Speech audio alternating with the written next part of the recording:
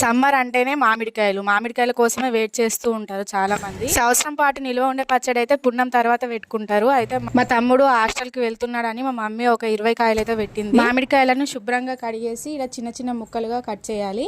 ఇలా ముక్కలుగా కట్ చేస్తున్నప్పుడు కత్తిదో లేకుంటే కట్టెదో డస్ట్ దానికి అంటుకుంటుంది కదా, అందువల్ల ఈ క్లాత్ తో తుడిస్తే వెళ్ళిపోతుంది. మామిడికాయ ముక్కల్ని అయితే మా నాన్ననే కట్ చేస్తాడు. అది కట్ చేసే లోపు మా మమ్మీ అయితే మొత్తం మసాలా అంతా ప్రిపేర్ చేసేసింది. ఇంకేముంది, ఈ మసాలాలో మామిడికాయ ముక్కల్ని యాడ్ చేయడమే. కొత్త కారం, కొత్త పచ్చడి ఎంత సూపర్ గా ఉంది, చూస్తేనే నోరు ఊడుతుంది. నాకైతే మామిడికాయ పచ్చడి చాలా ఇష్టం.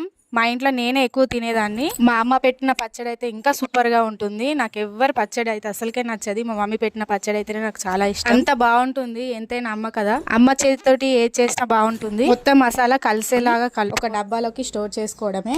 మా తమ్ముడు వీడియో తీసిండు. నేను ఇంకా మా అమ్మ వాళ్ళ ఇంటికి వెళ్ళలేదు. వెళ్ళి నేను కూడా పచ్చడి తెచ్చుకోవాలి.